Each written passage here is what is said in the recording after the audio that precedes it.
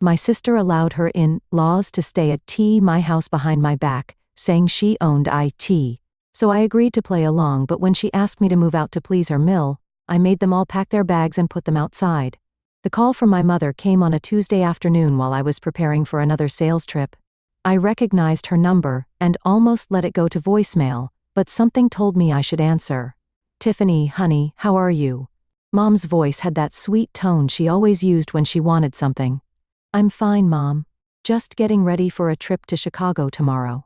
What's up?" I tucked the phone between my ear and shoulder as I continued folding clothes into my suitcase. "Well, I have some news. Your sister is back in town. She and Derek moved back from Arizona yesterday."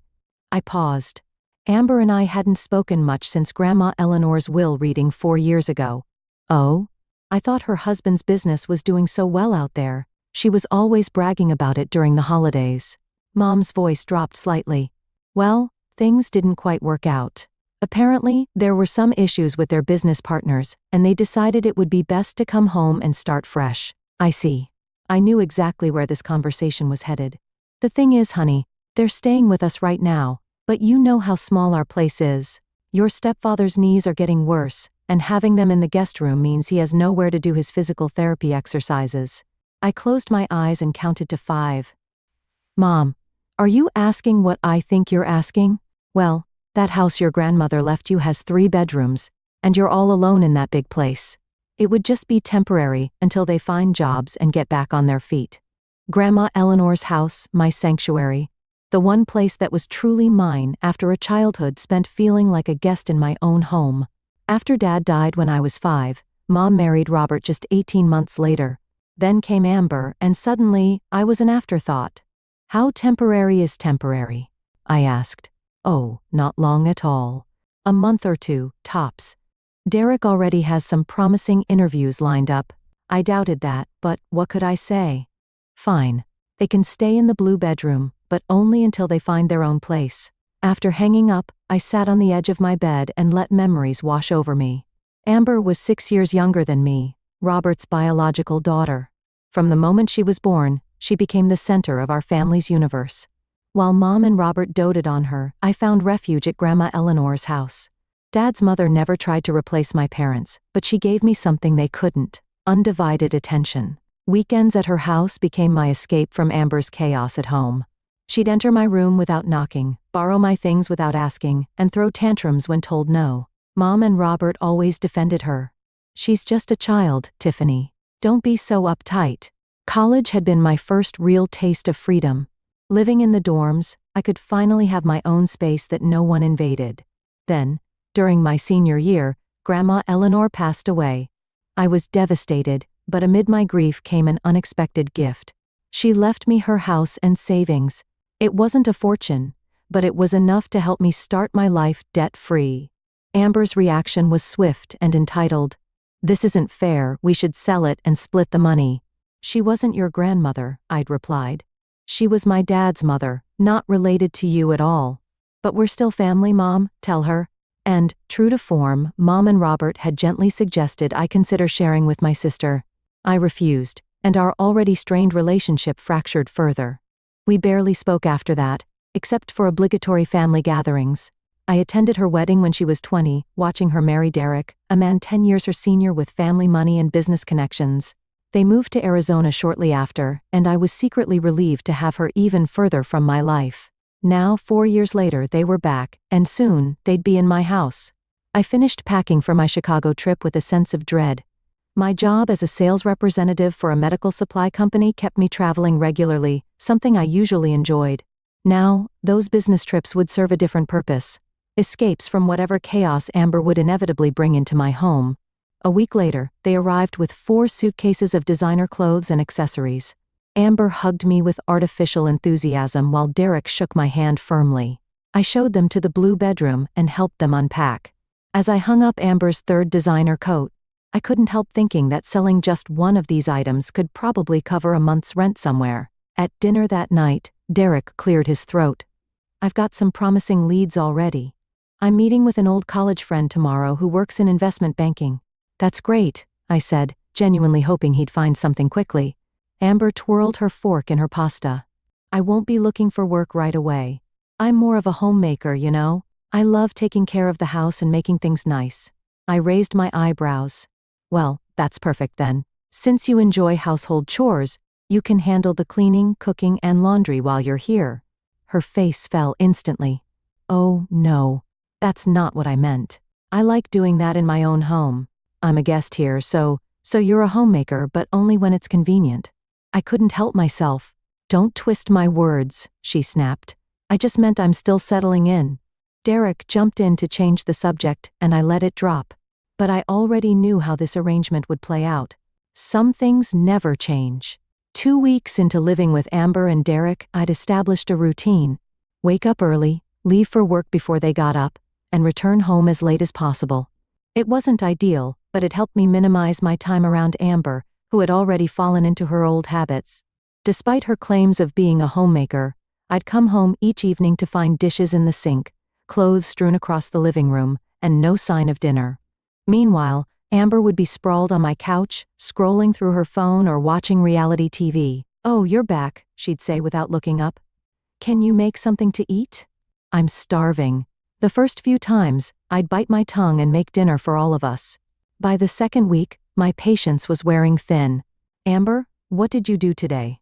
I asked one evening after finding the house in disarray again. She shrugged, went to see Mom and Dad, then met up with Jessica from high school. "Did you know she has 2 kids now? Her life is so boring. Did you have time to maybe run the vacuum? Or start a load of laundry?" "God, Tiffany. You're so uptight. I've been busy reconnecting with people. Besides, it's your house. Shouldn't you want to keep it nice?" I had to walk away before saying something I'd regret. Derek, at least, seemed to be making an effort. He left every morning in a suit, returning in the evenings with stories about interviews and networking events. Whether he was actually job hunting or just avoiding the house, I couldn't tell, but at least he wasn't adding to my stress. When my boss called with news of a week-long business trip to Boston, I nearly hugged him through the phone. 7 whole days away from this situation sounded like paradise. The night before my departure, I made my expectations clear to Amber. "I'll be gone for a week," I said as I packed my suitcase. "I don't want any parties in my house while I'm away. No guests staying over, no messes that'll be waiting for me when I get back." Amber dramatically rolled her eyes. "Yes, Mom. Anything else? No breathing your precious air? No sitting on your sacred furniture? Derek's got a second interview next week, so hopefully we'll be out of your hair soon anyway." I left early the next morning, trying to ignore the nagging feeling that something would go wrong in my absence. The Boston trip turned out to be a blessing. Not only did I get a break from the tension at home, but I closed a deal with a major hospital that would earn me a substantial bonus. My boss was thrilled, promising a nice percentage on top of my regular commission. "Great work, Tiffany," he said during our final call. "Take an extra day if you need it. You've earned it." I declined the extra day, booking the earliest flight home instead. Despite my concerns, part of me hoped that Amber and Derek had respected my wishes. Maybe I'd return to find the house in order and good news about Derek's job prospects. My flight landed late Sunday afternoon. The house looked normal from the outside as my taxi pulled up, which I took as a good sign. I unlocked the front door, wheeling my suitcase into the foyer when I noticed something odd. There were 3 unfamiliar suitcases stacked by the stairs. Before I could process what this meant, I heard laughter coming from the living room. Not just Amber and Derek's voices, but others I vaguely recognized. I dropped my bags and marched toward the sound. The scene that greeted me stopped me in my tracks. Amber and Derek sat on my couch, coffee cups in hand, across from an older couple I recognized as Derek's parents. All 4 looked up in surprise as I appeared in the doorway. "Tiffany," Amber's voice was unnaturally high. "We weren't expecting you until later tonight." "Clearly," I replied coldly, looking pointedly at the extra luggage in my hallway. "What's going on here?" Amber plastered on a smile. "Oh, you remember Derek's parents, Roger and Linda? They decided to come visit us for a little while. Isn't that nice?" I opened my mouth to object, to remind everyone that this was my house and I hadn't authorized any guests, when Amber jumped up, grabbed my arm, and practically dragged me into the kitchen. "Just give us a minute," she called over her shoulder before closing the kitchen door behind us. "Have you lost your mind?" I hissed. "I specifically said no guests. I know, she whispered, her eyes pleading. But I need you to play along, just for a little while. 2 weeks, tops. 2 weeks? Absolutely not. I want them gone tomorrow. Please, Tiffany. Her voice dropped even lower. I told them this house belongs to me. Derek played along. They've been treating me so much better since they think I have this nice place. After the business failed, they've been so cold to me, blaming me for distracting Derek or whatever. This is helping us save face. My jaw literally dropped. You're out of your mind. I'm not playing along with this insanity. Please. She grabbed my hands. I'll do all the housework. I swear. I'll cook, clean, do laundry. Everything I haven't been doing. Just pretend you're staying with me for a while because you're having work troubles. Please, Tiffany. I've never asked you for anything. I looked at her desperate face and felt myself wavering. It was ridiculous, completely insane, but somehow, I found myself nodding. 2 weeks, not a day longer, and you'd better keep your promise about the housework. Relief flooded her features. Thank you. I swear you won't regret it. We returned to the living room, where I was introduced as Amber's sister who was temporarily staying with her due to some work issues. Derek's parents nodded sympathetically, though Linda's eyes held a hint of judgment. Dinner that evening was takeout from the restaurant across the street, though Amber claimed she'd made everything herself. Linda and Roger dominated the conversation, explaining how their son's business had failed due to unscrupulous partners and cutthroat competitors, never once suggesting that Derek might bear any responsibility. As the meal ended, Amber turned to me with a sweet smile that immediately set off alarm bells. Tiffany, would you mind handling the dishes while I chat with Roger and Linda? Thanks, sis. And just like that, I knew I'd been played. As I scraped plates at the sink, watching Amber laugh and charm her in-laws in my living room, I had the sinking feeling that her promises about housework would never materialize. My prediction about Amber's broken promises proved spot on. A week into this bizarre charade, and I'd become the unofficial maid, cook and punching bag for the entire household. Every morning, I'd leave for work while everyone else slept in. Derek had completely abandoned his job search, instead playing tour guide to his parents around town. They'd spend their days shopping, sightseeing and dining out, all while I worked to pay the house bills they believed belonged to my sister. When I'd return each evening, Amber would make a show of cooking dinner for her in-laws, which meant ordering takeout, transferring it to my grandmother's serving dishes, and then parading it out as her own creation. She'd even mess up the kitchen to make it look like she'd been cooking all day. Tiffany, could you help clean up the kitchen? Became her nightly refrain, always delivered with Linda and Roger watching. Since you're staying with us, it's only fair you contribute. I bite my tongue and do as asked, feeling Linda's judgmental stare boring into my back. She'd taken to making little comments within my earshot. It's so generous of Amber to help her sister during hard times. Family should always come first. Or, I raised Derek to be successful, but also to help those less fortunate. I'm glad he's supporting both his wife and her struggling sister. One evening, after a particularly exhausting day at work, I cornered Amber in the laundry room. This has to stop, I said. You promised you'd do the housework, but I'm doing everything while you play hostess in my house. She had the decency to look guilty. I know. I'm sorry. It's just that Linda has such high expectations, and I don't want to disappoint her. When are they leaving? It's been over a week. They need to go. I'll talk to Derek, she promised, but I could tell from her expression that nothing would change. That night, I received the monthly utility bills and nearly collapsed. The cost had more than doubled with 5 people in the house. Extra water usage, electricity running all day, heating kept at tropical levels because Linda was sensitive to cold. It all added up to hundreds of dollars more than my usual bills. I stormed downstairs, bills in hand, finding Amber alone in the kitchen. Look at this. I thrust the papers at her. The utilities have doubled. You need to pay at least half. Amber scanned the bills, her eyes widening. I can't afford this. We don't have any money right now. That's not my problem. You're all living here, using water and electricity all day while I'm at work. I'm not covering this alone. Don't be like that, Amber whined. We're family. Can't you help us out just this once? My patience finally snapped. No. I'm tired of this whole situation. If you can't contribute financially, then you need to at least do what you promised and take care of the house. But you haven't done that either. I'm sick of being taken advantage of. I hadn't realized how loud I'd gotten until I heard the front door open. Derek and his parents returned from their latest outing, catching the tail end of our argument. "What's going on here?" Roger demanded, his eyebrows furrowed. Amber's expression morphed instantly from petulant to victimized.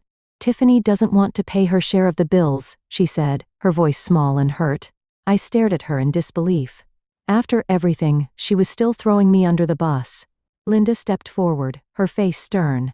"Young lady, I don't understand your attitude. Your sister has generously opened her home to you during your difficulties, and this is how you repay her? By refusing to contribute?" "That's not what I started," but Roger cut me off. "Frankly, we've noticed your lack of gratitude since we arrived. Amber cooks and maintains this beautiful home, while you just come and go as you please, taking advantage of her goodness." My head was spinning. The sheer absurdity of being lectured about taking advantage of Amber in my own house was too much. Without another word, I grabbed the bills and retreated to my bedroom, locking the door behind me. I could hear them downstairs, their muffled voices rising and falling. I imagined Amber playing the victim, her in-laws comforting her, all at my expense. The injustice of it burned in my chest. When hunger finally drove me downstairs for dinner, the atmosphere was frigid. Linda and Roger barely acknowledged my presence, while Amber avoided meeting my eyes. Only Derek seemed uncomfortable with the tension, fidgeting with his napkin and attempting small talk that quickly died. Then Linda cleared her throat. "Amber, dear. My father has always taught me that honesty and respect are the foundations of any household." "Of course, Mom," Amber replied. "Which is why we feel we must speak up." Linda shot a pointed look in my direction. "We don't think it's working out having your sister here. She's clearly taking advantage of your hospitality, and frankly, her attitude is affecting the peace of your lovely home." I nearly choked on my water. Roger nodded in agreement. "You've been more than generous. But there comes a point where you have to put your own family first. Derek agrees, don't you, son?" Derek mumbled something unintelligible, studying his plate intently. Linda continued. "We think it would be best if Tiffany found other living arrangements soon." All eyes turned to Amber, waiting for her response. I watched her curiously, wondering if she'd finally come clean about whose house this actually was. She hesitated, her eyes darting between her in-laws and me. I could see the internal struggle playing out on her face. Then, with a deep breath, she turned to me. "Tiffany," she said, her voice unnaturally firm, "I think it would be best if you packed your things. I need you to move out in 2 weeks." The silence that followed was deafening. Roger and Linda nodded approvingly, while Derek stared at his wife in shock. Amber's eyes met mine, pleading silently for me to play along one more time. But something in me had finally snapped. I'd reached my breaking point. I slowly stood up, placed my napkin on the table, and looked around at the people who had invaded my life and my home. "No," I said quietly. "I don't think I will." The room fell silent after my refusal. Linda's mouth hung open in shock, while Roger's face reddened with indignation. "Excuse me?" Linda finally sputtered. "This isn't your decision to make, young lady." I leaned forward, placing my palms flat on the dining table, my grandmother's table, in my house. "Actually, it is. Everyone in this room has exactly 2 days to pack their things and leave, and I mean everyone." Amber's face drained of color. "Tiffany, please. Can we talk about this in private?" "No more private talks, Amber. I'm done with the lies and manipulation." I turned to Linda and Roger. "There's something you should know. I've let Amber and Derek stay here temporarily because they needed help, but this is my house. I own it. I pay the bills." Linda's eyes narrowed suspiciously. "Amber, is this true?" Amber looked like she might throw up. "I can explain. You told us this was your house." Roger's voice had turned dangerously quiet. "You showed us around like you owned the place." Derek finally spoke up. "Dad, we were just trying to save face after the business failed. We didn't want you to know how bad things had gotten." The next few minutes were chaos. Linda and Roger shouted at Derek and Amber. Amber cried and tried to defend herself. Derek sat with his head in his hands, looking defeated. I stood watching the fallout of my sister's lies crumbling around her. Finally, I'd had enough. "Quiet." I slammed my hand on the table hard enough to make the dishes rattle. "I don't care about your family drama. I want all of you out of my house, now." Linda stood up with as much dignity as she could muster. "We'll be leaving immediately. We wouldn't stay another minute in a house built on lies." She glared at her son and daughter-in-law. "And you two, don't expect to come running to us after this humiliation." Within an hour, Linda and Roger had packed their bags and called a taxi. They left without saying goodbye to anyone, the door slamming behind them with finality. As soon as they were gone, Amber exploded. "How could you do this to me? You've ruined everything. They'll never forgive us now." "Me? You lied to them, Amber. You lied to me. You've been taking advantage of me since the day you moved in." I was desperate. Their approval means everything to Derek's future. Now we have nothing. "That's not my problem," I said calmly. "You have 2 days to find somewhere else to live." Amber's face contorted with rage. "You've always been jealous of me, always. Just because Grandma left you this house. She left me this house because she was my grandmother, not yours. And because I was the only one who spent time with her, who cared about her. You only showed interest in what you could get from her."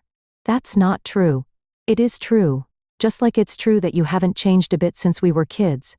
You still think the world revolves around you, that rules don't apply to you, that everyone should bend over backward to accommodate you. Well, I'm done accommodating you, Amber. Get out of my house." I turned and walked upstairs, locking myself in my bedroom to the sound of Amber's continued shouting. I was shaking with adrenaline but also felt strangely calm. For the first time in my life, I'd stood up to my sister without backing down. Early the next morning, my phone rang. It was my mother. "Tiffany, what in the world is going on? Amber called me last night hysterical, saying you've thrown her and Derek out. They have nowhere to go. They can stay with you and Robert. Your house isn't that small." "That's not the point. Family helps family, you know that." I laughed bitterly. "Does that rule apply to Amber too? Because she hasn't done a thing to help me since she moved in. Instead, she lied to her in-laws, claiming my house was hers, and then tried to kick me out when they suggested it." "I'm sure there's been a misunderstanding." "No misunderstanding, Mom, for once. Listen to me instead of automatically taking Amber's side. She and Derek moved in, promised it would be temporary, then invited his parents without asking me. She left all the housework to me while pretending to her in-laws that she was the lady of the house. When I asked them to contribute to the doubled utility bills, she refused, and then blamed me in front of everyone." My mother was silent for a moment. "Well, I'm sure she didn't mean." "I don't care what she meant. I've been more than generous, and she's taken advantage at every turn. They need to leave today. Tiffany, please reconsider." "No." "And honestly, Mom, I don't want to hear from you or Robert either if you're just going to defend her like always. I'm tired of being the responsible one, who never gets any consideration." I hung up before she could respond. It felt surprisingly good to finally stand my ground. By that evening, Amber and Derek had packed their belongings. They didn't say goodbye. In the following weeks, I heard through mutual acquaintances that Amber and her in-laws were no longer on speaking terms. Apparently, they'd told her she wasn't welcome in their home after the deception. My mother called several times, leaving voicemails that gradually evolved from demanding I apologize to awkwardly suggesting family dinner to clear the air. I deleted them all. 3 months after the blow-up, my house was peaceful again. The utility bills returned to normal. My work trips became enjoyable rather than necessary escapes. I redecorated the blue bedroom, converting it into a home office where I could work remotely when not traveling. I sit now on my grandmother's porch swing, watching the sunset over the neighborhood she loved. This house isn't just a building. It's my sanctuary, my inheritance, my home. And finally, blissfully, it's mine alone again.